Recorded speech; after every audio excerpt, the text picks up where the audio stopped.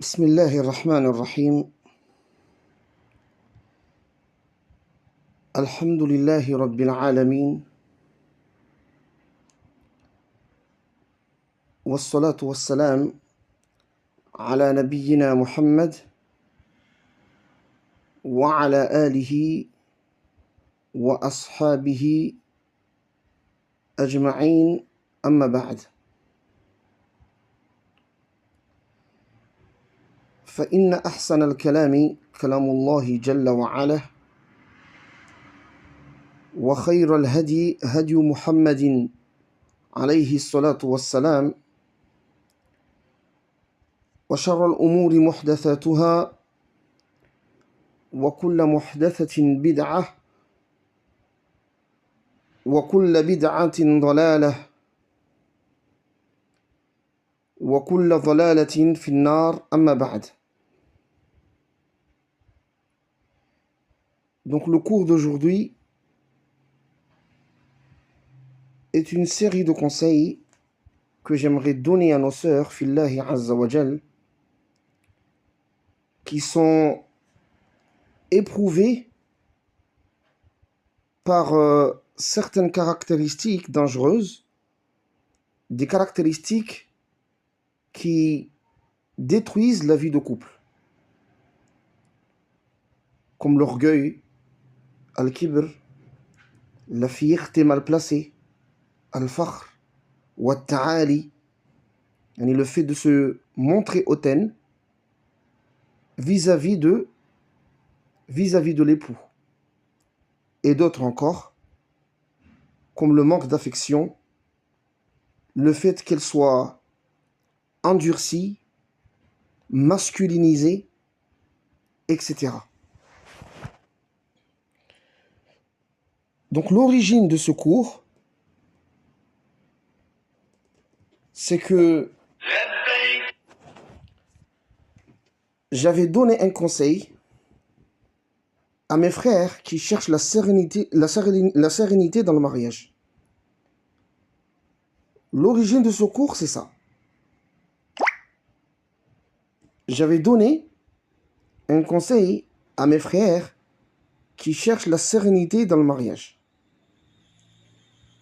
Et je leur avais dit que dans le choix de l'épouse, c'est mieux de regarder si la sœur a de l'humilité, de la modestie. Si c'est une sœur affectueuse de nature, qui a une capacité à aimer, car l'amour, c'est très important dans le mariage. L'amour, c'est très important dans le mariage, même si certains n'en parlent pas, parce que de nos jours, ça fait féminin un peu, alors que c'est faux en vrai. Mais al-muhim, j'avais conseillé mes frères qui cherchent la sérénité dans le mariage de regarder ces caractéristiques. Et ne pas se laisser tromper par le djilbab, le niqab que la sœur porte, si c'est une sœur qui n'a pas d'humilité, si c'est une sœur endurcie, qui n'a pas d'affection, qui ne sait pas aimer, ou qui ne sait pas comment aimer, etc. J'avais donné ce conseil, car beaucoup de frères, bil asaf, se trompent là-dessus. Ils pensent qu'à partir du moment où une sœur porte le djilbab, porte le niqab, dit qu'elle suit le manhaj salafi, évoque le nom de certains savants salafis, cela signifie que c'est bon. Cela signifie que c'est bon, c'est une sœur de religion qu'il faut choisir pour marier afin de préserver son dîn et être en paix dans son foyer.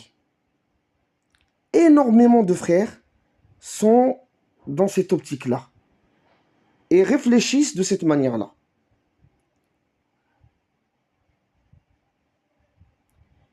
C'est pour cela d'ailleurs, à mon avis, qu'on retrouve cela dans beaucoup de profils de sœurs qui veulent se marier. Yani, dans leur profil, elles mettent l'accent sur le fait qu'elles portent le djilbab, elles portent le niqab, suivent le manhaj salafi et écoutent tel et tel savant.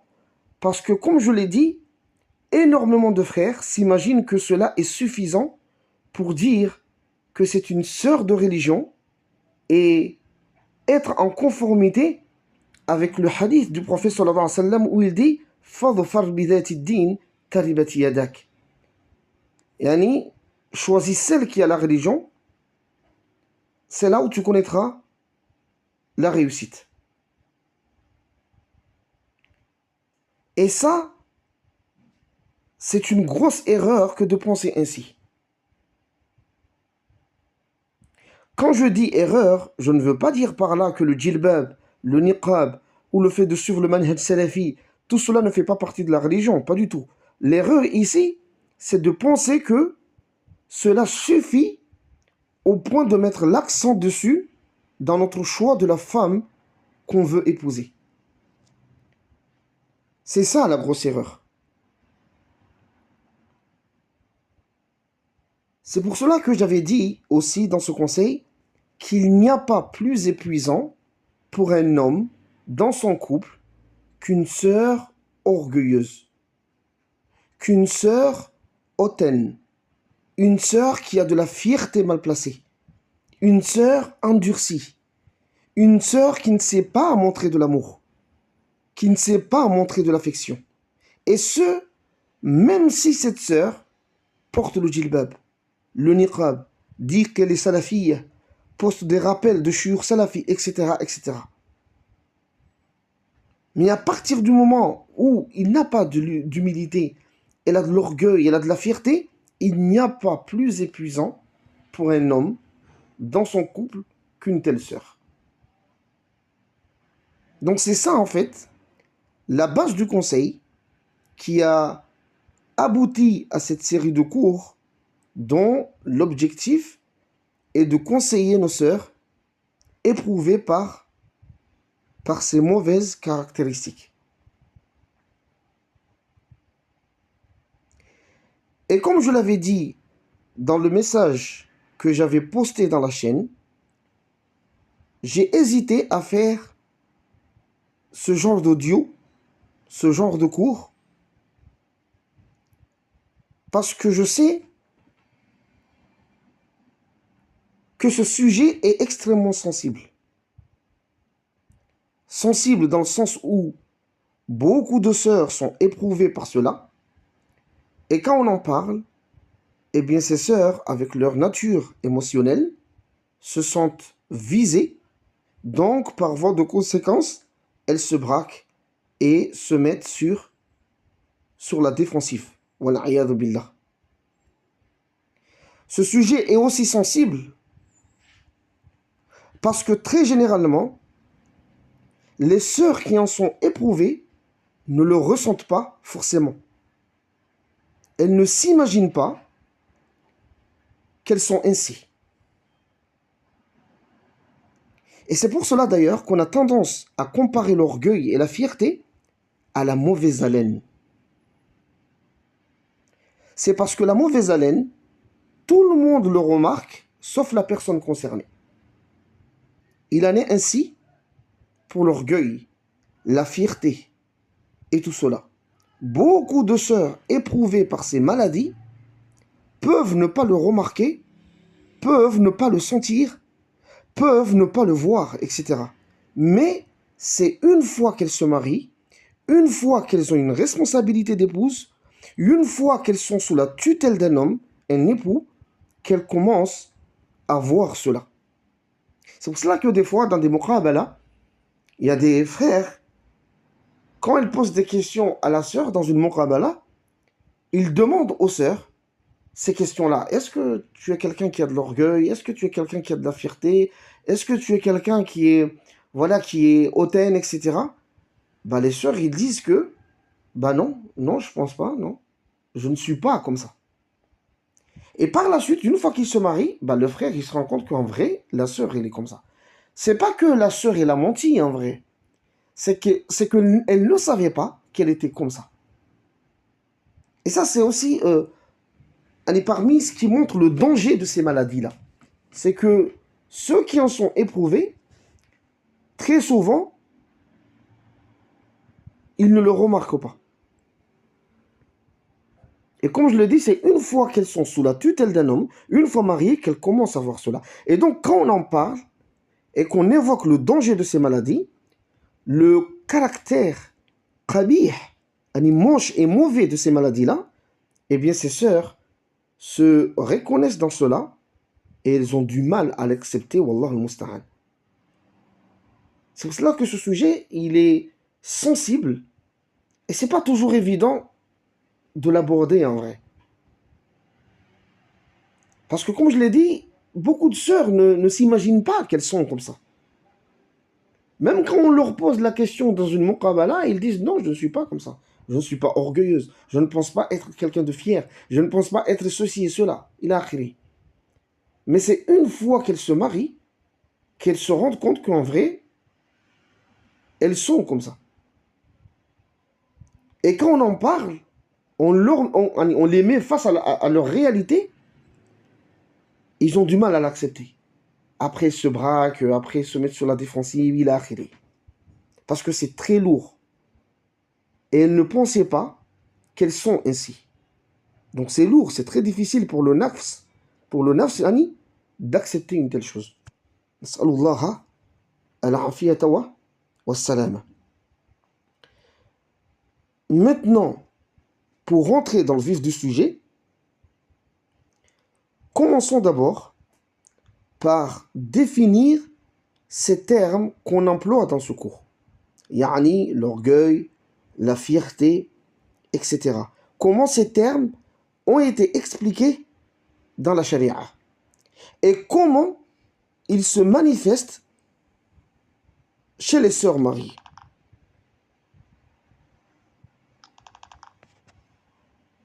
Yani, comment ces termes-là se manifestent chez les sœurs qui sont mariées.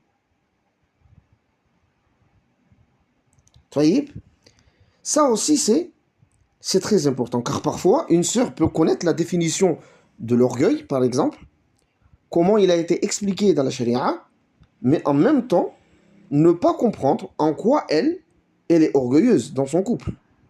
Donc c'est très important qu'on explique ici à la fois la définition du terme, comment il a été expliqué dans la charia, et également comment cela se manifeste chez les sœurs qui en sont éprouvées dans leur vie de couple.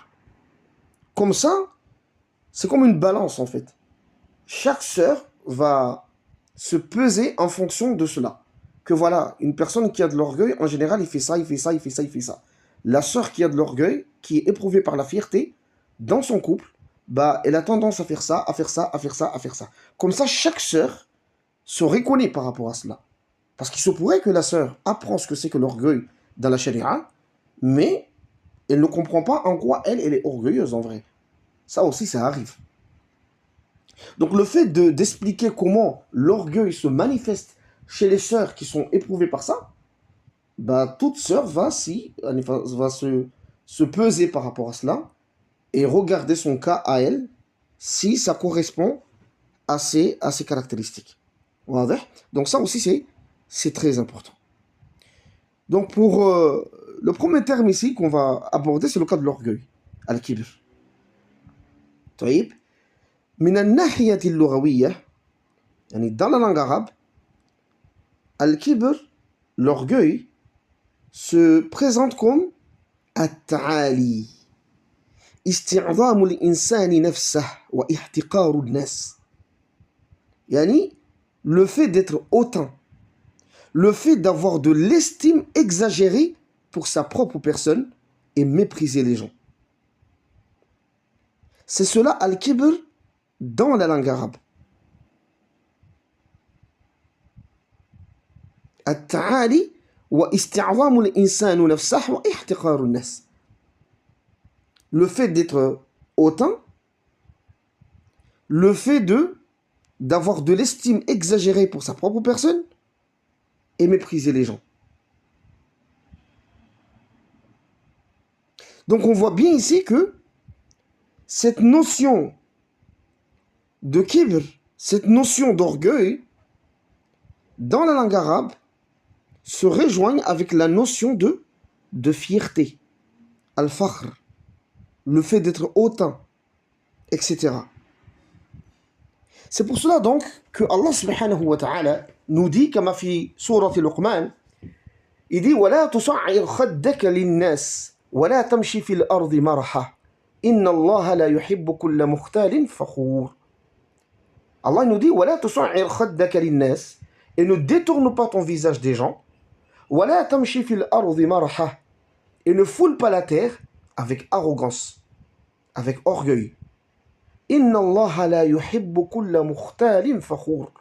Car Allah n'aime pas l'orgueilleux, plein de fierté, de gloriole.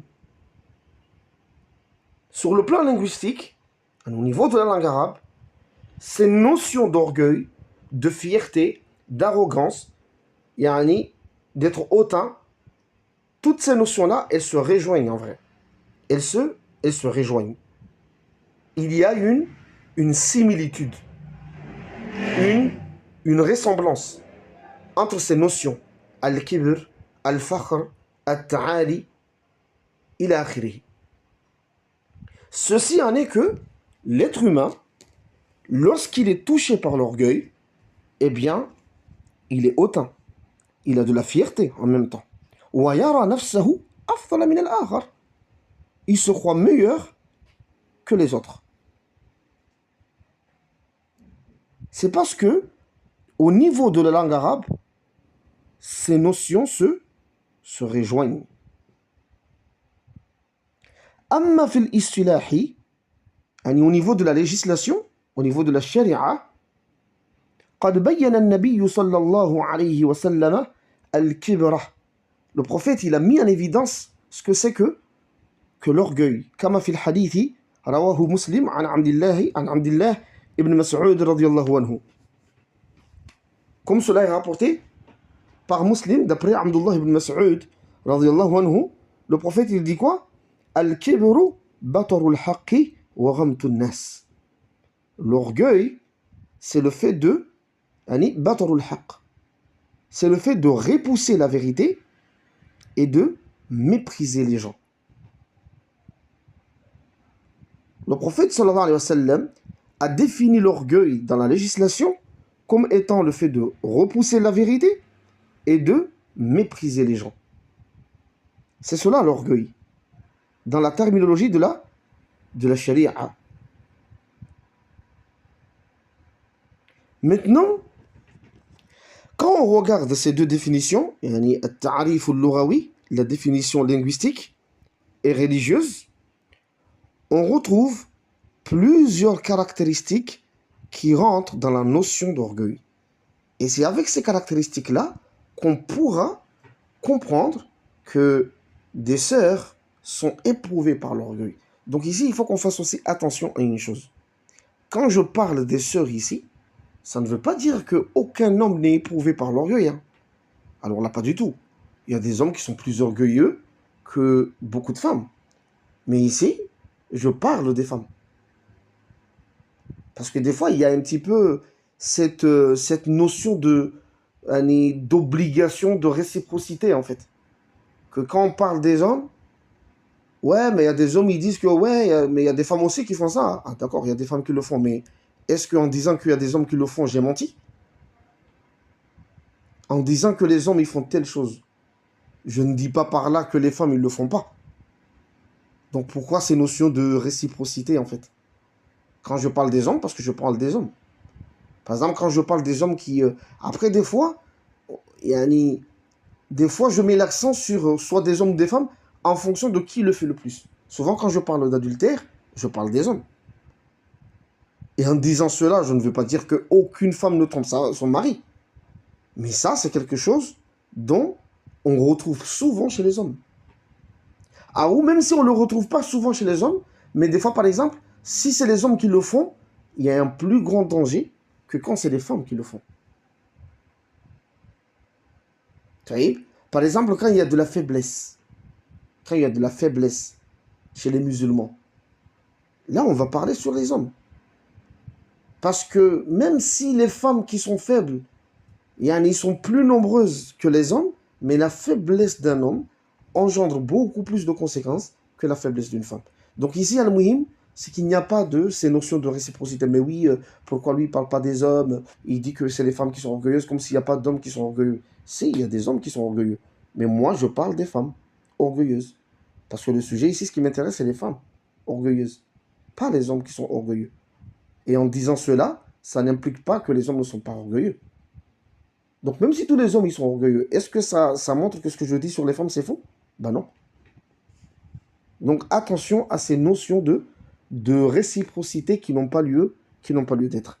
Donc ici, al-muhim, c'est que quand on regarde ces deux définitions, on voit que en fait, il y a plusieurs caractéristiques qui rentrent dans la notion d'orgueil.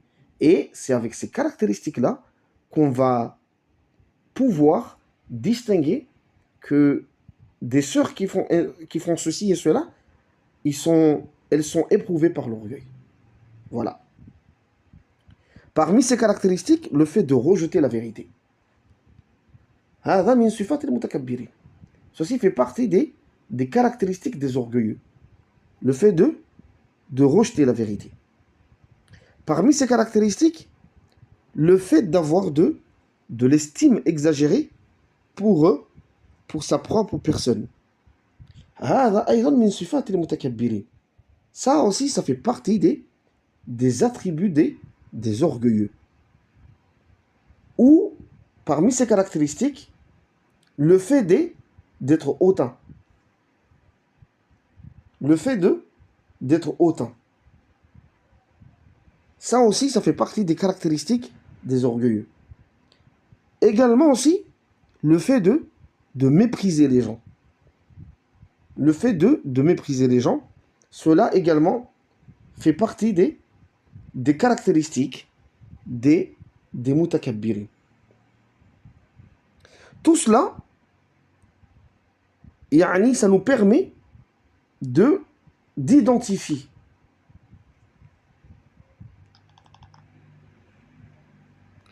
tout cela, ça nous permet d'identifier les sœurs qui sont éprouvées par cela.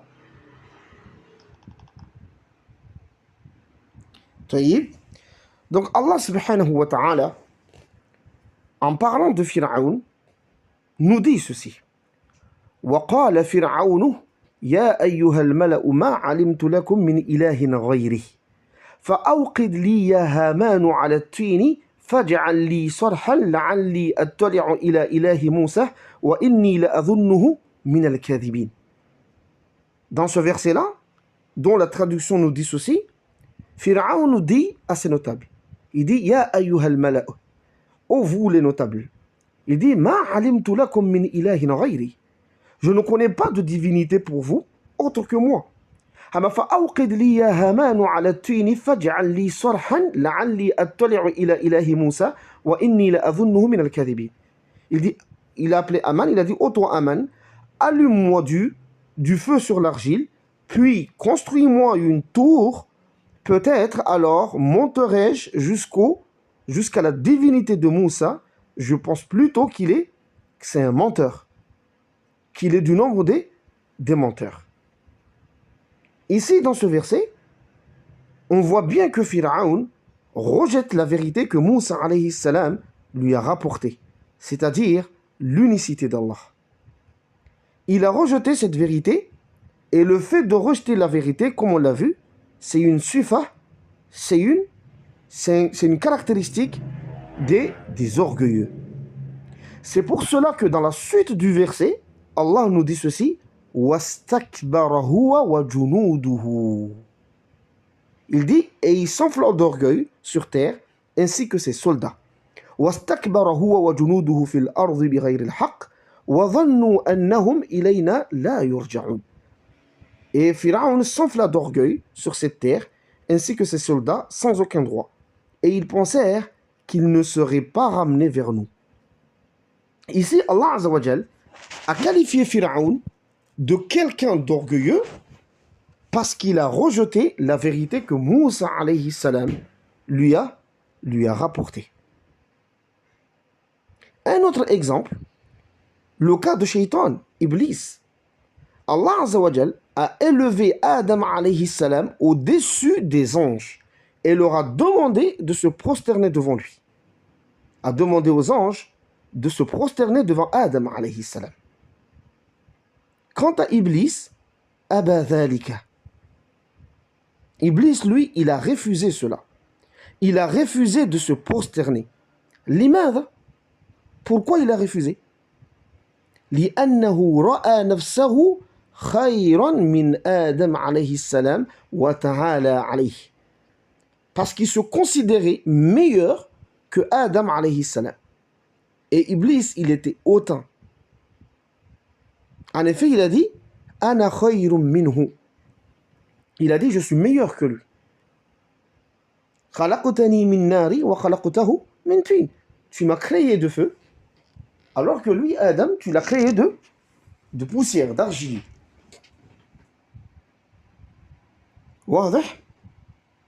Donc ce refus de se prosterner, le refus de Iblis de se prosterner était motivé par le fait qu'il avait une estime exagérée pour sa propre personne. Il se considérait meilleur que Adam alayhi salam. Et ça, c'est une des caractéristiques des orgueilleux. Le fait d'avoir de l'estime exagérée pour sa personne.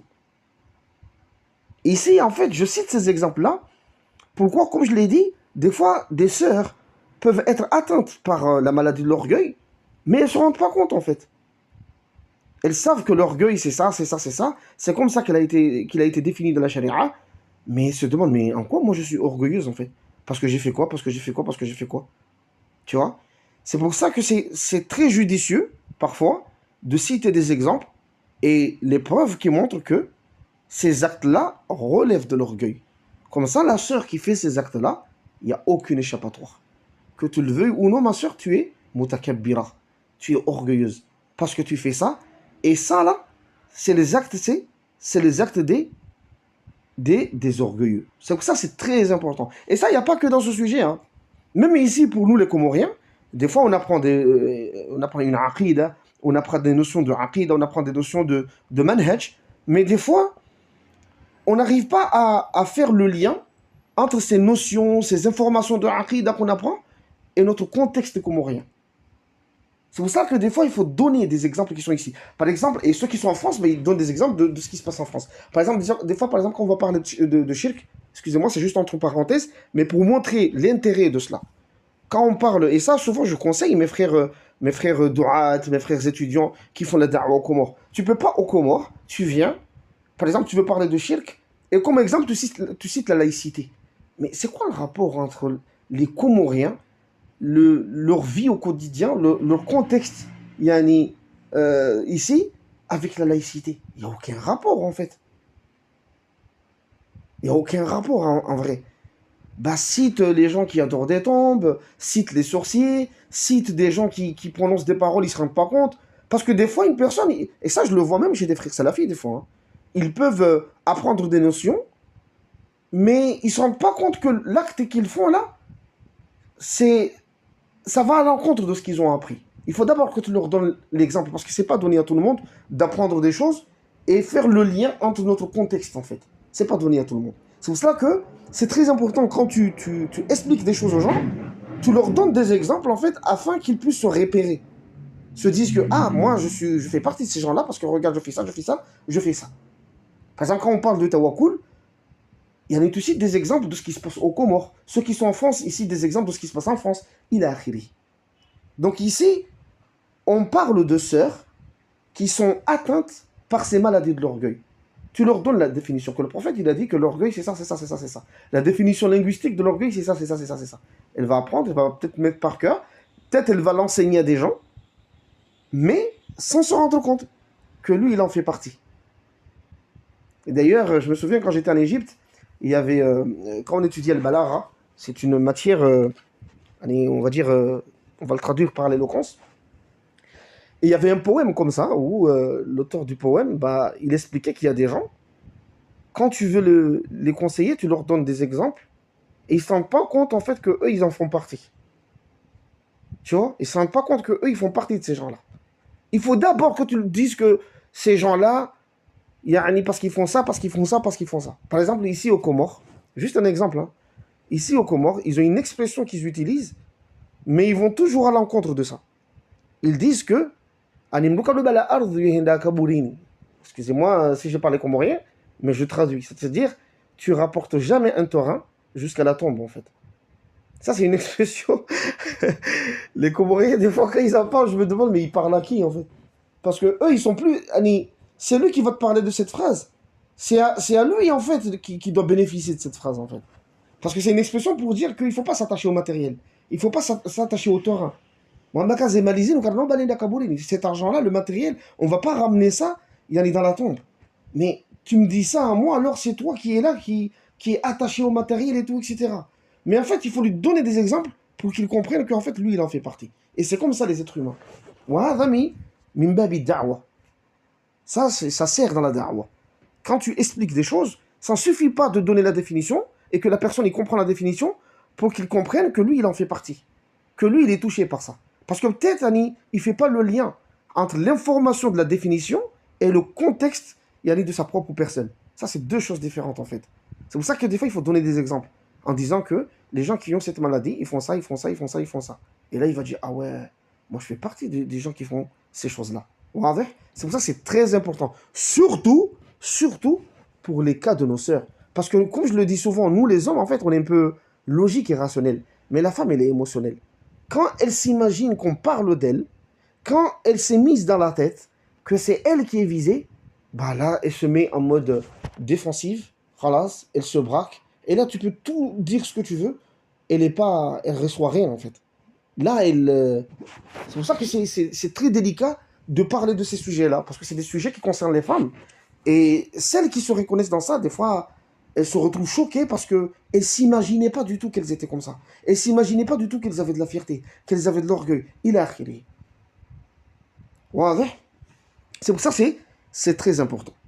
Donc ici, yani, Iblis, lorsqu'Allah il a demandé à Iblis, aux anges de manière générale, de se prosterner devant Adam alayhi salam, Iblis il a refusé. Il a dit non. Pourquoi Iblis il a dit non? Il dit Ana khayrun minhu, parce que je suis meilleur que lui. Ça veut dire qu'il s'est vu, yani, il avait de l'estime pour sa propre personne. Il se croyait meilleur que Adam alayhi salam. C'est pour cela donc qu'Allah subhanahu wa ta'ala, à cause de cela, a qualifié Iblis comme un être orgueilleux. Parce qu'il se croyait meilleur que Adam alayhi salam. Il nous dit dans Sourate al-Baqarah, وَإِذْ قُلْنَا لِلْمَلَائِكَةِ اسْجُدُوا لِآدَمَ, lorsqu'on a demandé aux anges de se prosterner devant Adam, فَسَجَدُوا, ils se sont tous prosternés, إِلَّا إِبْلِيسَ أَبَى, sauf Iblis qui a refusé. Pourquoi? وَاسْتَكْبَرَ, parce qu'il s'est enflé d'orgueil. Il s'est enflé d'orgueil, il avait de l'orgueil. وَكَانَ مِنَ الْكَافِرِينَ, il faisait partie des kuffars. C'est pour cela que c'est très important de comprendre que quand on fait telle et telle chose, ou quand on dit telle et telle parole, cela relève de l'orgueil, de la fierté, de la dureté, etc. Parce que, je le répète encore, comme je l'ai dit au début, il se peut qu'une sœur connaisse la définition de l'orgueil, la définition de la fierté, ou sache ce que veut dire être hautain, mais ne pas comprendre en même temps en quoi elle est orgueilleuse, en quoi elle est fière ou hautaine. Il y a beaucoup de sœurs qui sont ainsi.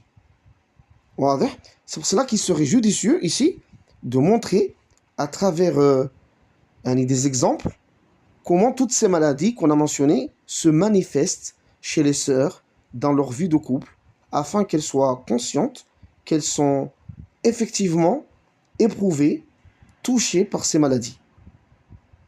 Ici, j'ai évoqué le cas de l'orgueil, mais il n'y a pas que cela. Il y a la fierté mal placée, le manque d'affection, le manque de douceur, le fait d'être hautaine, le fait d'être endurci, masculinisé, etc. Dans tout cela, on va voir, bi'idhnillahi ta'ala, à travers des exemples, comment ils se manifestent chez les sœurs dans leur vie conjugale avec leurs époux. afin que nos sœurs, ici, se reconnaissent ou pas à travers ces exemples-là. Le premier exemple qu'on va prendre, c'est que il y a beaucoup de sœurs qui, dans leur vie de couple, ne supportent pas qu'elles soient reprises par leur mari sur leurs erreurs. Il y a beaucoup de sœurs, yani, lorsqu'elles ont des erreurs, des fautes, des défauts, et que leur mari essaie de les reprendre sur cela, essaie de critiquer ces défauts afin que ses épouses prennent conscience et s'améliorent, eh bien, ces dernières, yani, c'est-à-dire les épouses, le prennent vraiment très mal. Il suffit que leurs époux les critiquent sur un défaut qu'elles ont ou sur une erreur qu'elles font, que ça y est, ça part automatiquement en dispute, en querelle. Et parfois, les époux ne comprennent pas pourquoi leurs épouses réagissent mal comme ça. Est-ce qu'ils ont menti sur elles? Est-ce qu'ils les ont accusées faussement? Est-ce qu'ils ont dit sur elles des choses qui sont fausses, qui ne sont pas conformes à la vérité? Non, pas du tout. Alors pourquoi leurs épouses réagissent mal comme ça? Il y a des frères, des fois, à chaque fois qu'ils veulent reprendre leur femme sur des erreurs qu'ils font, des fautes, il faut toujours que ça part en dispute. À un moment donné, ces époux-là, ces maris-là, se posent des questions. Mais est-ce que moi, j'ai menti sur elle? Est-ce que ce que j'ai dit, c'est faux, c'est pas la vérité? En vérité, ça n'a rien à voir avec ça. Même si c'est la vérité, ça n'a rien à voir avec ça en fait.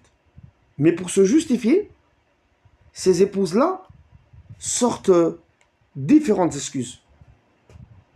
Parfois, elles vont dire que si elles réagissent mal comme ça, c'est à cause de la manière,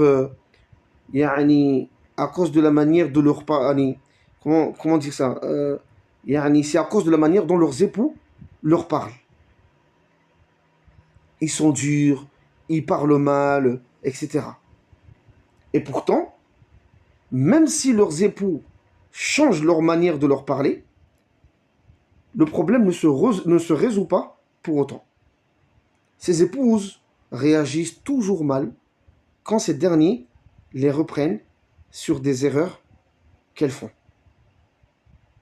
Parfois, elles vont donner d'autres excuses, d'autres justifications. Et encore une fois, si les époux règlent la problématique évoquée, le problème de la sœur est toujours là. Elles réagissent mal face aux remarques, elles réagissent mal face aux critiques faites par leurs époux, même si ces critiques sont vraies et justifiées. Même si ces critiques, ils sont vrais, et justifiés. Donc au final, les époux finissent par se rendre compte, ils finissent par comprendre que tout ce que leurs épouses donnaient comme excuse pour justifier leur réaction, c'était de fausses excuses. Mais la vérité, c'est qu'elles ne supportent pas que leurs époux leur disent la vérité qui les concerne. Parce que c'est une vérité qui leur fait mal. C'est une vérité qui est dure à encaisser pour elles. Mais au lieu de l'accepter, parce que c'est la vérité de toute façon, au lieu de l'accepter et faire des efforts pour changer et se réformer, ce qui est l'attitude d'une personne sincère, eh bien ces sœurs-là, elles vont plutôt mal réagir. Elles vont se braquer. Elles vont se mettre sur la défensive. Et au final, c'est parce qu'elles rejettent la vérité qui les concerne, parce que cette vérité-là les dérange. Et ça, comme on l'a vu, c'est une des caractéristiques des gens éprouvés par la maladie de l'orgueil. C'est une forme d'orgueil que ces sœurs ont en elles. C'est pour cela ici que j'insiste là-dessus. Parce que ça, c'est des notions que ça ne suffit pas de connaître la définition. Wallahi saddiqouni fi hada. Croyez-moi sur ça. C'est des notions que connaître la définition ne suffit pas. Une sœur, elle peut parfaitement connaître la définition de l'orgueil en citant même le hadith, en te disant que ce hadith-là, il a été rapporté par le musulman al-Akhiri, mais ne pas comprendre qu'elle, elle en fait partie, en fait. Ne pas comprendre qu'elle, elle est éprouvée par cela. Surtout, et ça, surtout les sœurs célibataires. Surtout les sœurs qui sont célibataires. Parce que le problème, c'est quoi? Et ça concerne les hommes aussi, ce que je veux dire ici. Mais comme là, on parle d'un sujet qui concerne les sœurs, je parle des sœurs, mais en général. Faites attention, parce que quand vous voulez vous marier, il y a de l'égoïsme dedans. Chacun pense qu'à ce qu'il veut obtenir, pas à ce qu'il peut offrir à l'autre. Ça, rarement on en pense. Wallah, c'est vrai. En fait, quand tu veux te marier, surtout quand tu es jeune, tu penses uniquement à ce que toi tu veux. Pas à ce que tu peux offrir à l'autre, en fait. Et des fois, tu ne t'imagines pas que tu as tel défaut qui est fatal pour une personne. Tu as tel défaut qui est, voilà, qui peut détruire la personne qui est avec toi. Ce soit ton mari ou ta femme. Moi, je connais quelqu'un, un frère, sa manière de frapper sa femme, c'est incroyable, en fait. Et lui, avant qu'il se marie avec sa femme, il ne doutait pas une seule seconde qu'il était violent. Il a fallu qu'il se marie d'abord. Mais le problème, c'est que on va sacrifier une sœur. Et des fois, il y a des sœurs qui sont comme ça. Il y a des sœurs qui n'ont pas d'affection. Il y a des sœurs qui ne savent pas aimer un homme. Si une sœur, elle est comme ça, wallah, ne t'aventure pas dans le mariage. Parce que tu vas détruire l'enfant de quelqu'un. Ou moi, je sais pas, marie-toi avec un endurci, quelqu'un qui, je sais pas, un homme toxique, je sais pas, un truc qui va te correspondre. Et il faut, fais très attention, il s'agit d'un mariage. Le mariage, c'est pas de la plaisanterie. Allah Azza wa Jal, il parlait du mariage, il a dit quoi? Il a dit c'est un engagement qui est lourd, le mariage. C'est pas une entrée libre et sortie libre. C'est pas une tentative. C'est quelque chose de sérieux. Et ça aussi, je m'adresse à mes frères et mes sœurs de France. Je sais que des fois, vous n'aimez pas qu'on vous pointe des doigts, mais il faut qu'on en parle. Parce que les frères et les sœurs de France, ils prennent le mariage à la légère. Alhamdoulilah, souvent, ici au Comores, on n'a pas trop ce problème-là. Mais les frères et les sœurs de France, ils prennent le mariage à la légère. Pour eux, c'est comme si c'est une tentative. On va essayer. Si ça ne marche pas, non, c'est pas comme ça. C'est pas comme ça le mariage. C'est sérieux. Hein. Donc vérifiez, regardez-vous d'abord. C'est pour ça que c'est très important qu'on cite ces exemples, en fait. Pour que chaque personne il se dise, non, j'ai ce problème-là en vrai. En vrai. Taïb. Et comme je le disais, et au final, c'est parce que ces sœurs-là, elles rejettent la vérité. C'est pour cela qu'elles ne supportent pas que leur mari leur fasse des critiques. Et il y a des sœurs, elles ne pensent pas qu'elles sont ainsi. Il faut d'abord qu'ils se marient pour qu'elles comprennent après par la suite. Vous voyez? Et ça, comme on l'a vu, c'est une des caractéristiques des gens éprouvés par la maladie de l'orgueil. C'est une forme d'orgueil que ces sœurs ont en elles. Wal'iyadu billah. Le deuxième exemple ici, qui illustre aussi l'orgueil avec lequel certaines sœurs sont éprouvées, c'est le fait que ces sœurs-là ont du mal à reconnaître devant leur mari ou devant d'autres personnes qu'elles sont fautives, qu'elles ont eu tort. C'est quelque chose d'extrêmement lourd et difficile pour elles, pour ces sœurs-là. Lorsqu'elles se disputent, lorsqu'elles se querellent avec leurs époux, par exemple, elles auront énormément de mal à reconnaître qu'elles ont eu tort. Même si leurs époux leur prouvent avec des preuves, avec arguments clairs et suffisants, ces sœurs-là feront tout pour ne pas dire, pour ne pas avouer qu'elles ont eu tort. Ceci est une forme d'orgueil, car il s'agit d'un rejet de la vérité, après l'avoir reconnue.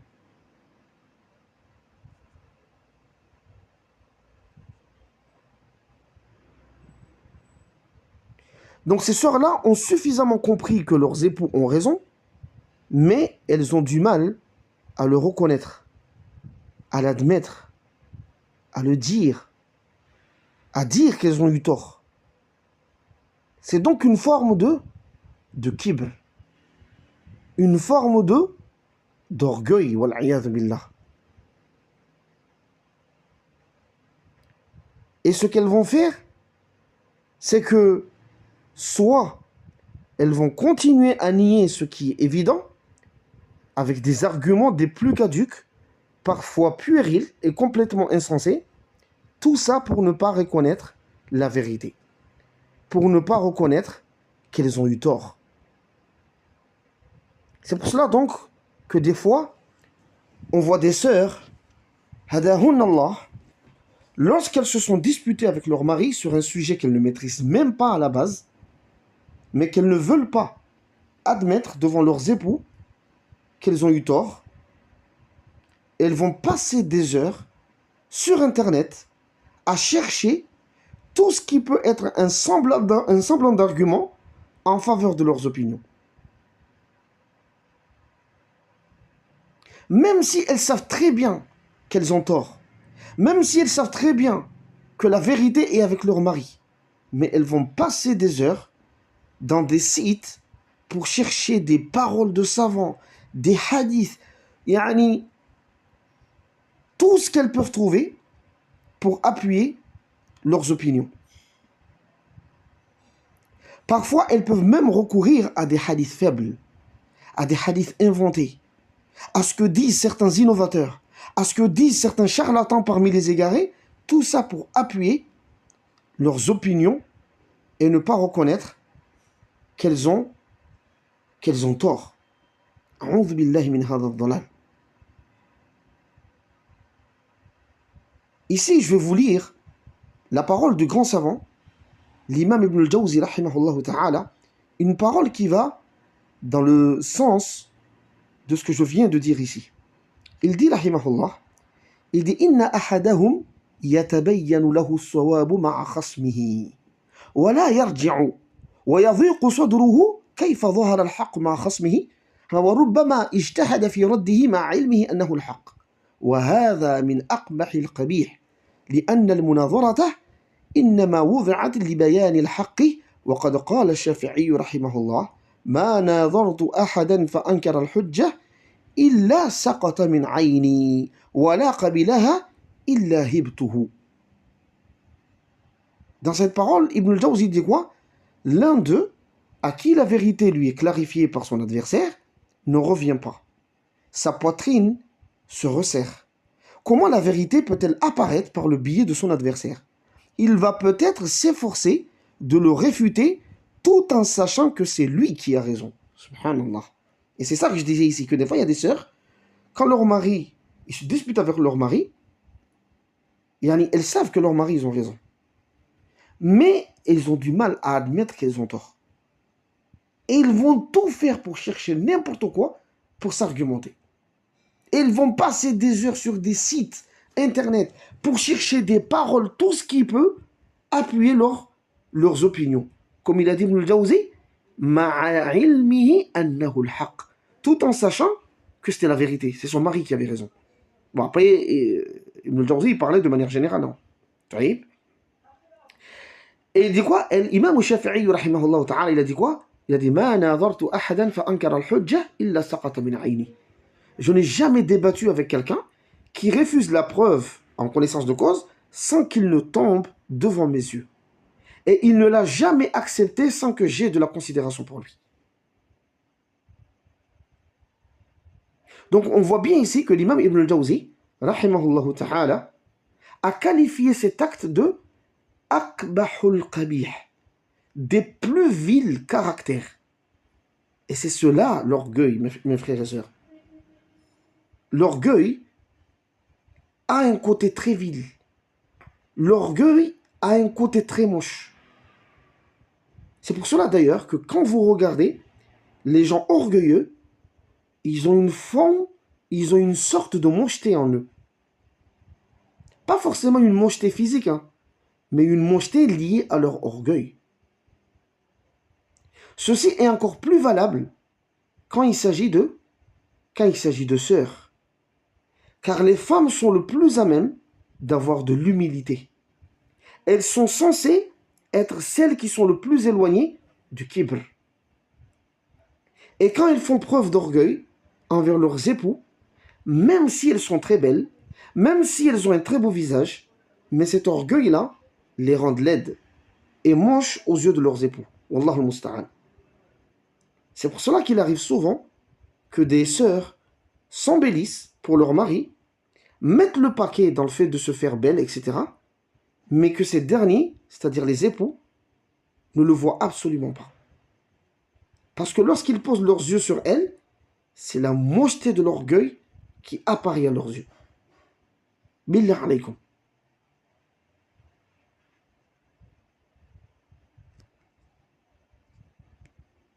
Et pour revenir à ce qu'on disait, c'est qu'il y a des sœurs, justement, lorsqu'elles se disputent avec leurs époux, elles ont du mal à reconnaître qu'elles ont tort.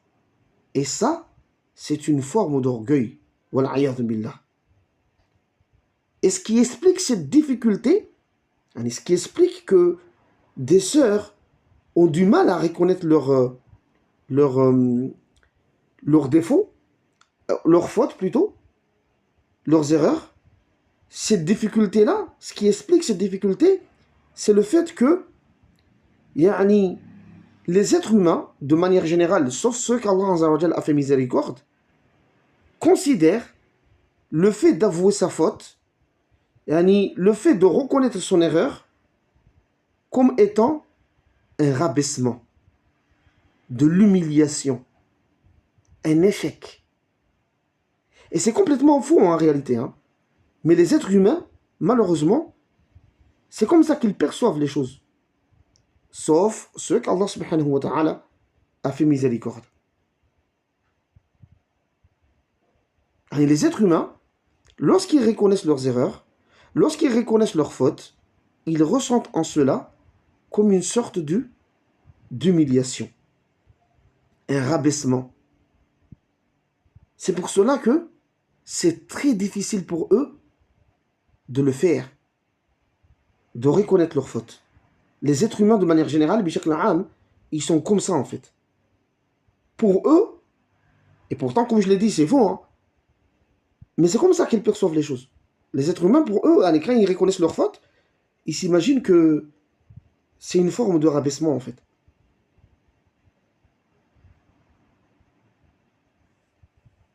Vous voyez ? Et même les sœurs qui ont ces difficultés de reconnaître leurs erreurs devant leurs époux, c'est également à cause de cela.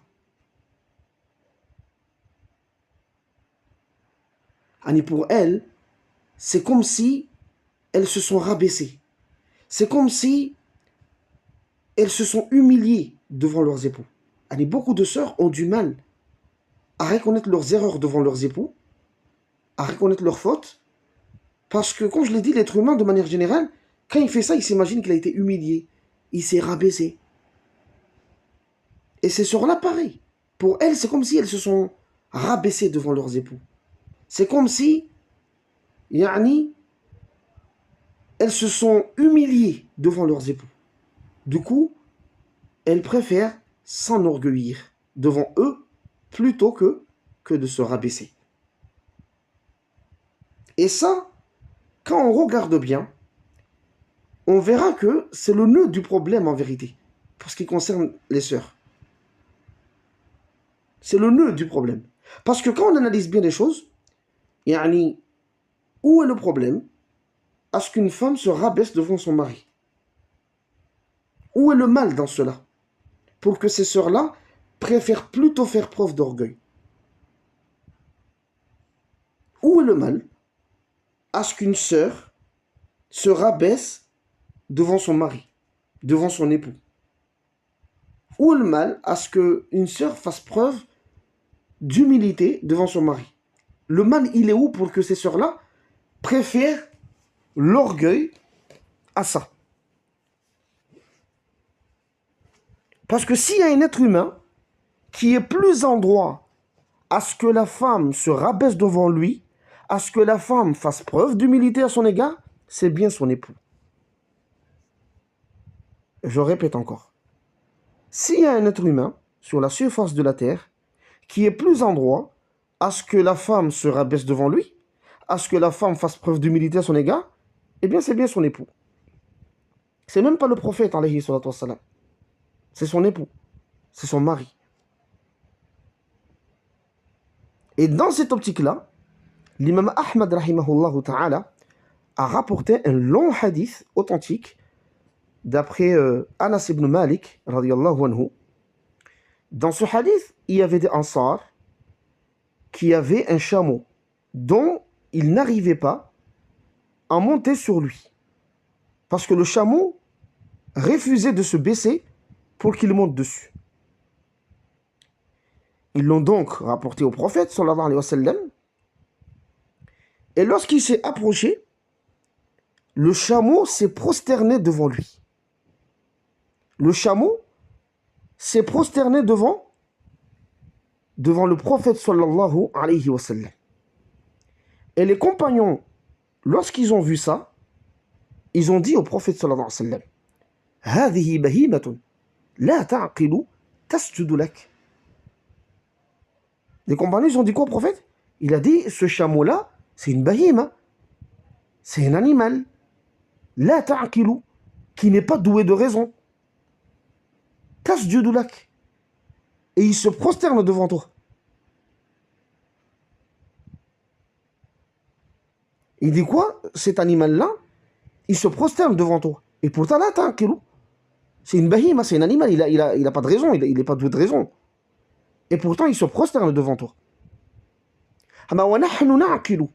Alors que, quant à nous, on est doué de raison, nous les êtres humains.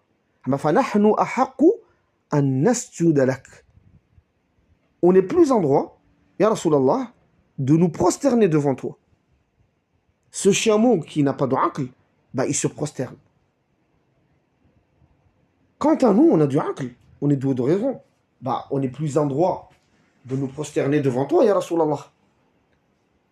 Faqala, et le prophète il leur a dit, La yasluhu li basharin an yasjuda li bashar.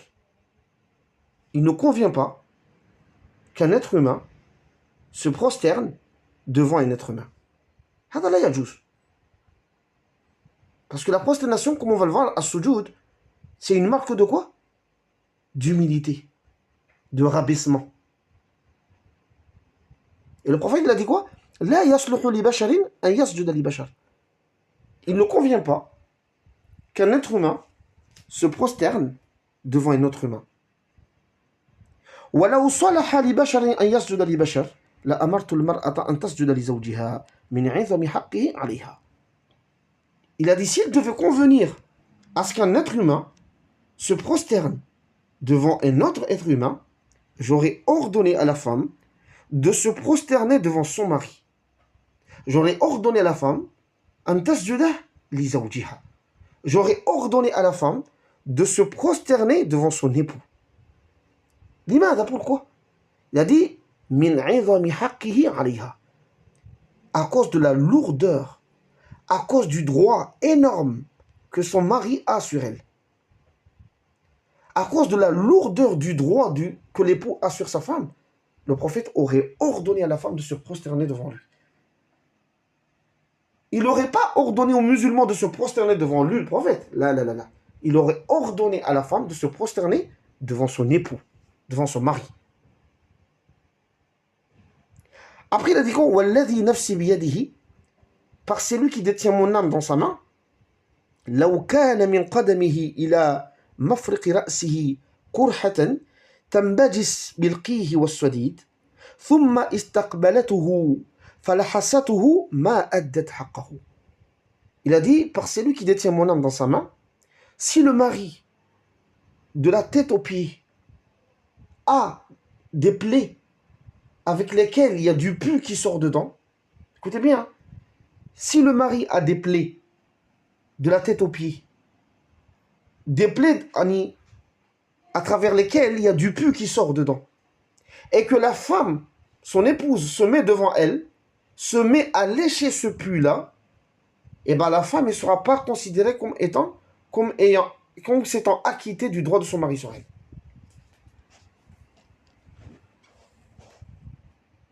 Taïb, ça c'est un hadith qui est authentique du prophète alayhi salatu wassalam.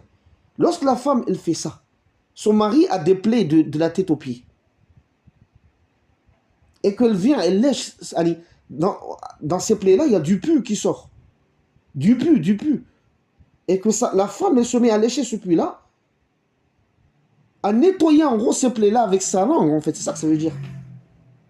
Elle ne sera toujours pas considérée comme s'étant acquittée du droit de son mari sur elle. Tellement ces droits-là, ils sont azima, ils sont énormes. Donc on voit clairement ici l'humilité que la femme doit avoir envers son époux. Que s'il y a quelqu'un avec qui la femme doit se rabaisser, c'est bien son époux. Parce que il ne faut pas qu'on s'écarte. Hein. J'ai bien dit au début que ce qui empêche la femme, déjà au début j'ai dit, parmi les formes d'orgueil que des épouses, des sœurs ont vis-à-vis de leur mari, c'est qu'elles ont du mal à reconnaître leurs erreurs, à reconnaître leurs fautes devant leurs époux.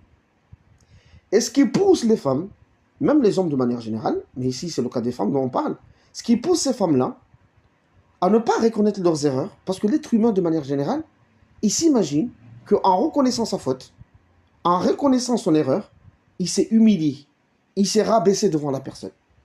Et la femme ne fait pas ça vis-à-vis de son mari, parce que pour elle aussi pareil. Ça veut dire qu'elle s'est rabaissée devant son mari.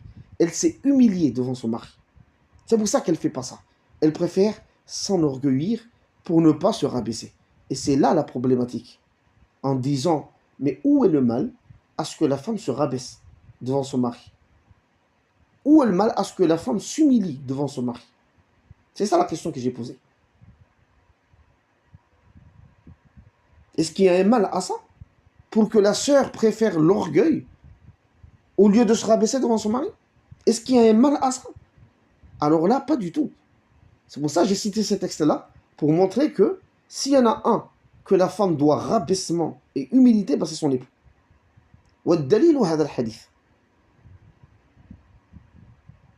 En effet, ici, il s'agit de sujoud, ya akhawat. Il s'agit de prosternation, qui est sans aucun doute une marque d'humilité, une marque de rabaissement. Et c'est pour cela d'ailleurs qu'Allah Azzawajal a ordonné aux anges de se prosterner devant Adam alayhi salam. La prosternation est un acte d'humilité. C'est un acte de rabaissement. Eh bien, si un être humain devait se rabaisser à ce point devant un autre, ça n'aurait pas été à nous de nous prosterner devant le prophète, ça n'aurait pas été à nous de nous prosterner devant nos parents, ça n'aurait pas été à nous de nous prosterner devant notre mère. Non, ça aurait été à la femme de le faire devant son mari. Et le prophète sallallahu alayhi wa sallam ne s'est pas arrêté à là. Il est allé encore plus loin en disant que si le mari avait des plaies de la tête aux pieds où il y avait du pu, etc., et que la femme elle se met devant pour lécher, pour laper, on va dire, ce pu-là, avec sa langue, elle ne serait pas considérée comme s'étant acquittée du droit de son mari. Ceci est un exemple encore plus fort pour montrer l'humilité et le rabaissement que la femme doit faire preuve face à son époux. Et en vérité, ce n'est pas quelque chose de nouveau que le prophète sallallahu alayhi wa sallam a ramené par rapport à son temps. Le rabaissement de la femme vis-à-vis de l'homme, vis-à-vis de son époux, c'est pas quelque chose de nouveau que le prophète il a ramené à son époque. C'était quelque chose de naturel à cette époque-là, ainsi qu'aux autres époques qui ont suivi. C'était quelque chose de tout à fait normal que la femme se rabaisse devant son époux. C'était quelque chose de tout à fait normal et naturel. C'est pour cela que Aïcha radhiyallahu anha, qu'est-ce qu'elle a dit? Elle a dit Ya ma'ashara nisa. Elle a dit ô femmes, لو تعلمن حق أزواجكن أو لو تعلمن حق أزواجكن عفوا لو تعلمن حق أزواجكن عليكن لجعلت المرأة منكن تمسح الغبار عند قدمي زوجها بحر وجهها. Elle dit, radiyallahu anha, لو تعلمن حق أزواجكن عليكن, si vous connaissez les droits que vos époux ont sur vous, لجعلت المرأة منكن تمسح الغبار عند قدمي زوجها بحر وجهها. L'une de vous essuierait la poussière des pieds de son mari avec son propre visage. Aïcha dit quoi? Ô femmes, si vous connaissiez les droits que vos époux ont sur vous, l'une de vous essuierait la poussière des pieds de son mari avec son propre visage. Ça c'est Aïcha radhiyallahu anha. En fait ici c'est pour vous dire que le fait que la femme se rabaisse devant son mari, le fait qu'elle fasse preuve d'humilité envers son époux, c'est pas quelque chose qui a été ramené par le prophète sallallahu alayhi wa sallam dans son temps. Non, c'était quelque chose qui était connu. Même avant le prophète alayhi wa sallam. Et même après le prophète sallallahu alayhi wa sallam. C'est pour ça ici que j'ai cité la parole de Aïcha. Pour dire que Aïcha, je pense que quand le prophète est mort, Aïcha, il avait 18 ans. Il avait 18 ans. Donc il avait déjà ces notions-là. Ces notions de rabaissement devant son mari. Ces notions d'humilité envers son époux. C'est pour ça qu'il a dit, si vous les femmes, vous connaissiez les droits que vos époux ont sur vous, l'une de vous essuierait la poussière des pieds de son mari avec son propre visage. وقد جاء أيضا في كتاب الدر المختار عند الأحناف هذا القول. يعني dans le livre الدر المختار يعني chez les Hanafi عند الأحناف il y a cette parole là. Cette parole elle dit quoi? Il dit ويكره أن تدعو المرأة زوجها باسمه. Il est détestable pour une femme d'appeler son mari par son prénom. Il est détestable chez les Hanafi pour une femme d'appeler son mari par son prénom. Chez les Hanafi, ils considèrent cela comme détestable. Que la femme appelle son mari par son prénom.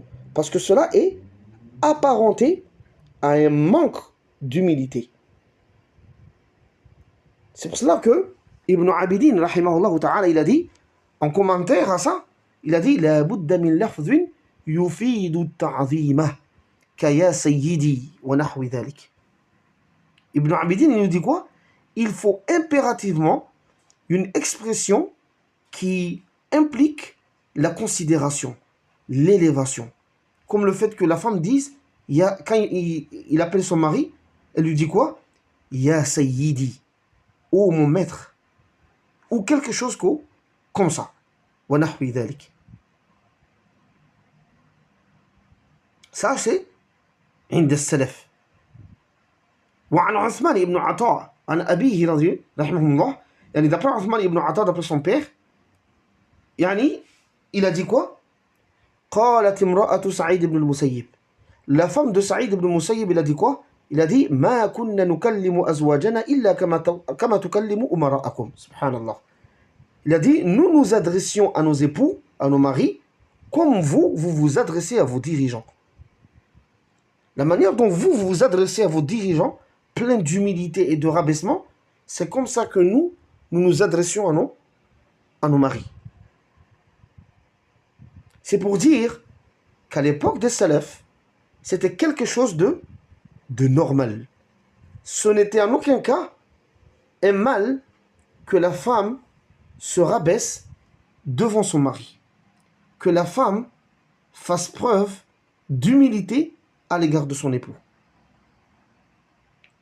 Et même chez nous, ici au Comores, il y a quelques années de cela, le fait que la femme se rabaisse devant son époux, le fait qu'elle fasse preuve d'humilité à son égard, ce n'était en aucun cas un mal ou quelque chose de honteux. Alors là, pas du tout. Il y a quelques années de cela, ici au Comores, c'était pas comme ça. Moi-même, j'ai des anecdotes que j'ai vues personnellement de mes parents. Des anecdotes que j'ai vues personnellement de mes parents. Et c'est pour vous expliquer que le rabaissement de la femme vis-à-vis de son mari, c'est pas un mal en vrai. détrompons-nous, c'est pas du tout un mal, au contraire. Et ça, c'est ce qui était connu chez les salafs. Que la femme se rabaisse devant son mari. Que la femme ait de l'humilité vis-à-vis de son mari. Et comme je l'ai dit, même ici au Comores, il y a quelques années de cela, c'était comme ça ici. Et même moi, j'ai des anecdotes que j'ai vues personnellement de mes parents. Mon père, rahimahullah ta'ala, c'était quelqu'un de très organisé. C'était quelqu'un de très ordonné, Allahumma barik.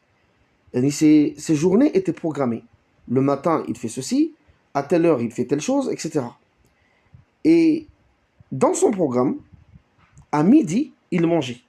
Il mange à midi, et une fois qu'il a fini de manger, il partait dans ses occupations liées à son travail. Donc à midi, il mange et il part. Ça a toujours été comme ça. Nous, quand on sortait de l'école, on venait à la maison, on trouvait mon père, il était là. Le matin, en général, il est là. Et comme je l'ai dit, c'était quelqu'un de très organisé. À midi, il mange et il sort pour s'occuper de ses occupations, de son travail. Et un jour, je me souviens encore, on était au salon, il a dit à ma mère de lui apporter son repas, de lui apporter à manger, de son repas. Et ma mère lui a dit, et je me souviens, subhanallah, ma mère lui a dit, j'arrive. Ma mère lui a dit, j'arrive. Il a appelé ma mère, il lui a dit, apporte-moi mon repas. Et ma mère lui a dit, j'arrive. Mais le temps de mettre sa nourriture dans les ustensiles qu'il utilise, etc., ma mère, hafidahullah ta'ala, mettait du temps. Elle mettait du temps. Et mon père n'arrêtait pas de lui dire, de lui ramener son repas. Il n'arrêtait pas d'appeler ma mère en lui disant, le repas, le repas, le repas. Et ma mère, il n'arrêtait pas de lui dire, j'arrive, j'arrive. Nous, on avait compris que ma mère ne faisait pas ça pour l'embêter, hein, mais ça lui prenait du temps pour mettre dans les ustensiles et tout, la sauce et tout le truc. Et mon père, rahimahullah ta'ala, il a perdu patience. À force de dire à ma mère que j'attends ma nourriture, j'attends mon repas, et ma mère de lui dire j'arrive, j'arrive, mon père, rahimahullah, il a perdu patience. Il s'est levé énervé, il s'est habillé pour sortir. Il s'est levé, énervé, et il s'est habillé pour sortir. Et au moment de sortir, ma mère l'a vu. Au moment de sortir, ma mère l'a vu. Et subhanallah, c'était une scène surprenante. Ma mère, elle a couru derrière lui pour le supplier de revenir en lui disant que c'est bon, la nourriture elle est prête, regarde, etc. Reviens, nanani, nanana. Et au moment de sortir, parce que mon père il était là, il lui disait mon repas, mon repas, mon repas. Et ma mère, elle ne faisait que dire j'arrive, j'arrive. Et mon père, à un moment donné, il a perdu patience, il s'est énervé. Il a perdu patience, il se levait. Et moi, j'étais au salon, je regardais la scène. Et il s'est levé et il s'est énervé. Il s'habille et il part. Et je ne sais pas si c'était ma mère, il l'a vu d'elle-même, ou c'était mon frère qui est parti dire à ma mère que voilà, le mzé, il est en train de sortir. Mais en tout cas, ma mère, elle l'a vu. Et subhanallah, ma mère, elle a couru derrière lui comme un enfant, comme une enfant, en le suppliant de revenir. De revenir, regarde le repas, il est là, etc. Il lui disait que c'est bon, j'ai déjà mis la nourriture, elle est prête, regarde, etc. Et mon père, rahimahullah, il faisait le beau gosse, genre, ça y est, le délai, il est passé. Et moi, je me souviens, subhanallah, j'étais au salon, j'observais la scène, qu'Allah me pardonne. Je rigolais, subhanallah. Je rigolais, je me disais à moi-même que, ah oui, c'est ce qu'on appelle garçon, genre. Et mon père, il est parti. Et ma mère, elle était, subhanallah. Et nous, limite, on avait pitié d'elle. Parce que nous, on savait qu'elle ne faisait pas exprès, en fait. Ici, c'est pas pour dire que, ouais, ce que mon père, il a fait, c'était correct. Non, c'est pas ça.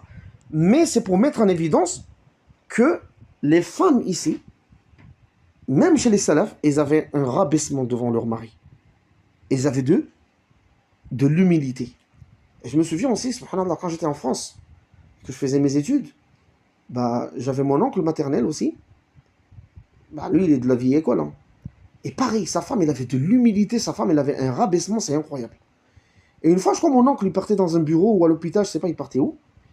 Et sa femme, en fait, il lui a préparé des clémentines. vois, des clémentines, là, pour manger, là, les fruits, là. Et voilà, sa femme, il a épluché les clémentines, mais quand tu épluches les clémentines, en général, il y a des trucs comme des... Je sais pas comment on dit ça, on dirait des nerfs, un peu, qui restent un petit peu sur les trucs, tu vois.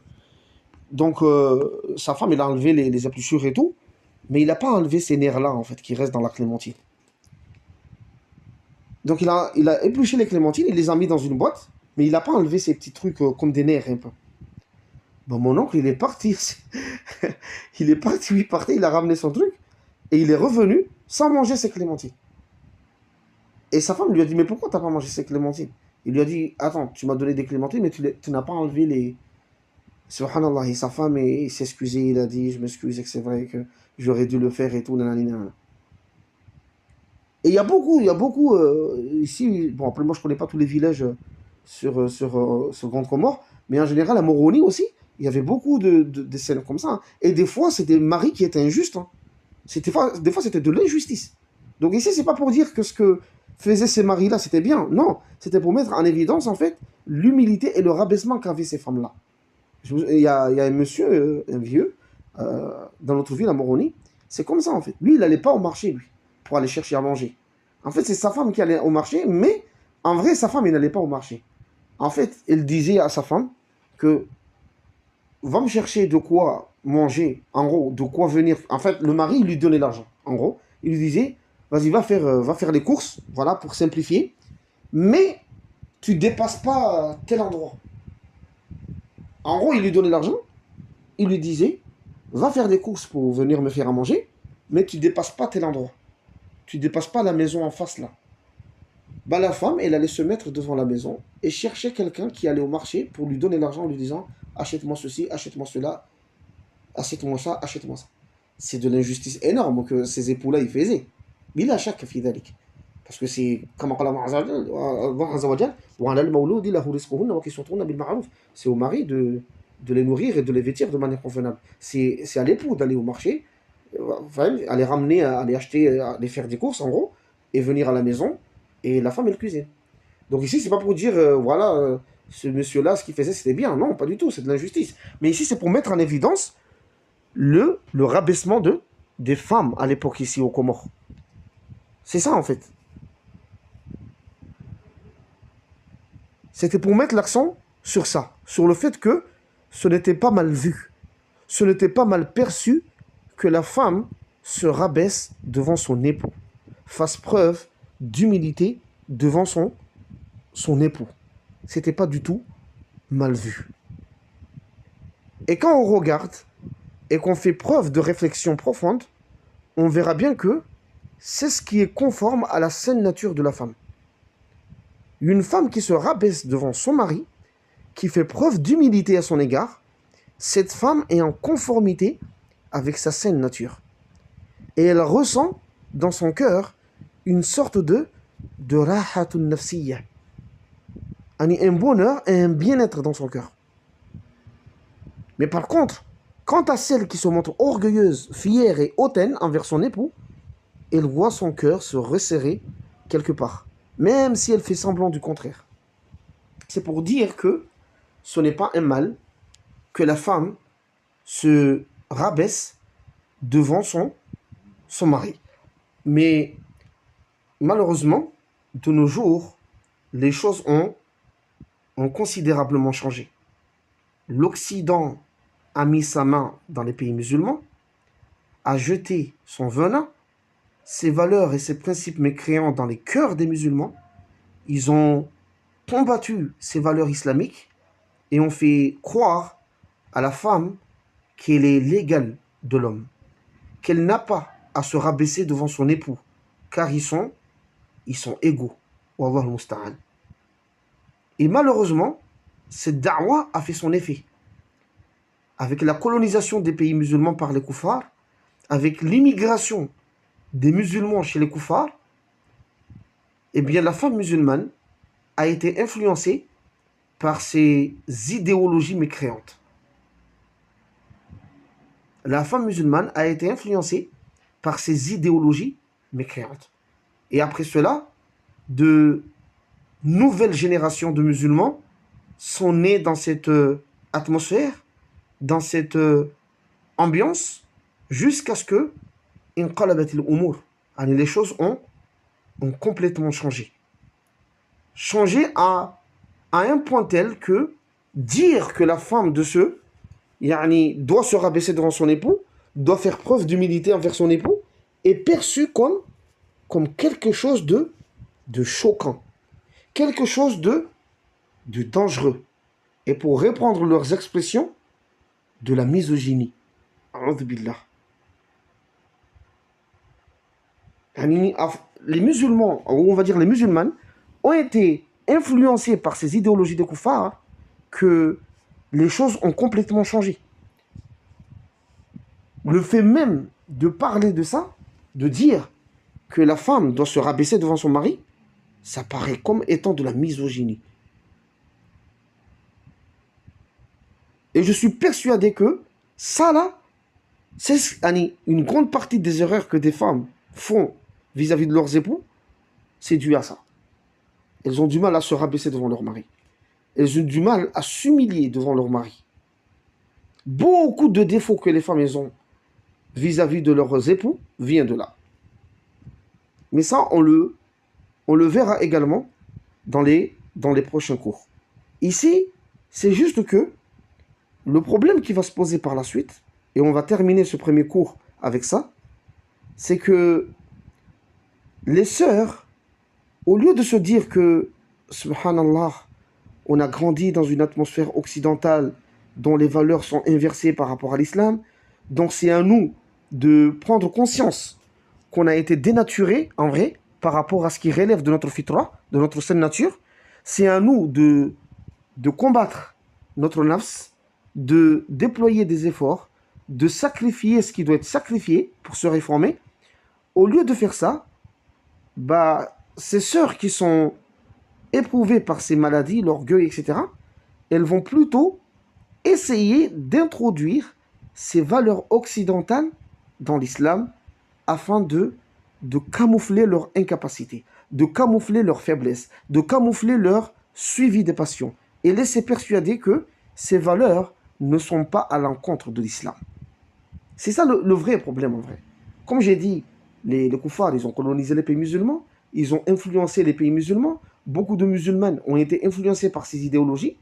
Le vrai problème, c'est qu'au lieu que ces sœurs se rétractent et disent, subhanallah, on a été dénaturé par l'Occident, voilà, on a été éloigné de notre saine nature, maintenant c'est à nous de revenir, c'est à nous de faire les efforts, c'est à nous de faire ce qu'il faut. En fait, elles ne vont pas faire comme ça. La plupart on va dire beaucoup de ces sœurs-là, elles vont essayer d'introduire ces valeurs occidentales en islam et essayer de persuader les gens que ces valeurs, elles sont en conformité avec quoi? Avec l'islam. Et ces sœurs-là, quand Allah les guide, elles font carrément une da'wa dans ce sens. Wallah al-musta'an. En appelant les autres femmes à adhérer à ces valeurs-là, que ouais, je me souviens quand j'étais en Égypte, c'était comme ça en fait. Il y avait des sœurs qui faisaient une da'wa pour dire aux femmes des frères que voilà, si vous ne voulez pas avoir des rapports intimes avec vos maris, il ne faut pas les faire. Hein. En fait, il faut une da'wa par rapport à ça. Au lieu de se réformer, de se dire non, on a un problème en vrai, on a été dénaturés, les Occidentaux nous ont tués, etc. Au lieu de faire ça, et d'essayer de se réformer, elles vont vouloir introduire délicatement ces valeurs occidentales dans l'islam et faire croire aux gens qu'il n'y a aucune contradiction entre l'islam et ces valeurs-là. Et c'est ça le vrai problème en fait. C'est ça le vrai problème. C'est pour ça qu'à un moment donné, on en arrive en fait à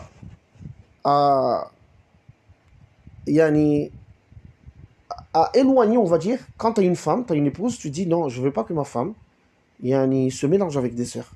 Pourquoi? Parce que des fois tu regardes ta femme, tu dis, subhanallah, il y a des tas de choses que les sœurs ils sont éprouvées que tu vois que ta femme elle a pas ça, tu vois. Donc à un moment donné tu dis non, je ne vais pas le mélanger avec les autres sœurs. Parce que les autres sœurs, au lieu de dire ah machallah, cette sœur-là, elle n'a pas d'orgueil envers son mari, elle est humble et elle se rabaisse devant son mari, donc machallah on peut apprendre d'elle يعني نتقرب منها لنستفيد منها. يعني on se rapproche d'elle pour qu'on... Non, c'est pas comme ça. Elles vont essayer de faire croire à cette sœur-là que يعني, il faut pas être comme ça, regarde, c'est faux, l'islam ne demande pas à la femme de se rabaisser devant son mari, regarde, il y avait ceci, il y avait cela, كذا, إلى آخره. طيب. Et c'est ça le mouche qu'il a en vrai. D'ailleurs, subhanallah, il y a, je crois, quelques semaines de cela, une personne m'a envoyé un lien d'une vidéo en me disant Abou Zahra, il faut absolument que tu regardes ça. Et je lui ai dit que j'avais des trucs à faire. Elle m'a dit non, tu dois absolument regarder ça. Et j'ai cliqué sur le lien et la vidéo, elle ne s'ouvrait pas.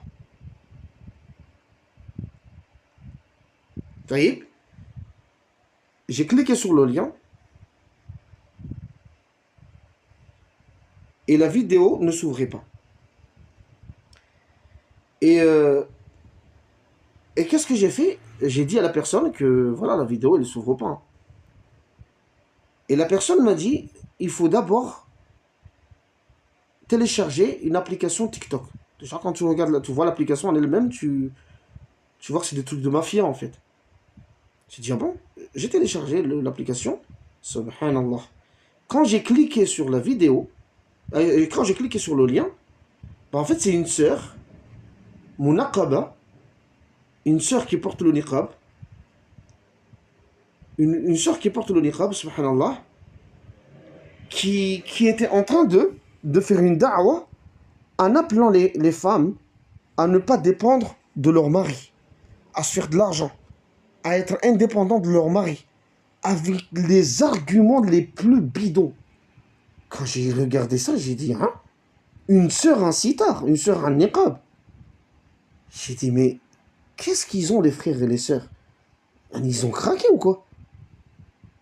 Et subhanallah, yani j'ai contacté mon grand frère Khalil al-Martineki, hafidhahullah ta'ala, et je lui ai demandé, Akhi, tu connais TikTok? Et il m'a dit que, en gros, une parole dans le sens comme si j'étais né durant la dernière pluie, quoi. Et il m'a expliqué que il y a des frères, il y a des du'at, il y a des prédicateurs qui sont dedans, dans ces TikTok-là, ils jouent les stars, etc. Alors, j'étais choqué, j'ai dit, mais c'est quoi ça, en fait? J'ai supprimé l'application, khalas, ni vu ni connu. Et comme je vous dis, c'est ça le vrai problème. Les sœurs, au lieu de se dire, non, on a un problème, c'est vrai. En Occident, voilà, les valeurs, elles sont loin de l'islam, c'est à nous de faire des efforts pour, pour se réformer. Non, elles vont faire une da'wa, yani pour appeler les autres et leur faire croire que ces valeurs-là, il n'y a aucun problème entre ces valeurs-là et l'islam, etc. Taïb. Et ça, c'est vraiment dommage. Donc, en fait, on va se contenter de ça aujourd'hui, Inch'Allah, dans ce premier cours-là. Et, bi'idnillahi ta'ala, yani, on verra d'autres points dans les autres cours, Inch'Allah. Donc, naktafi bihada al-qadr. Subhanak Allahumma bihamdika. Nashhadu an la ilaha illa anta. Nastaghfiruka wa natubu ilayk.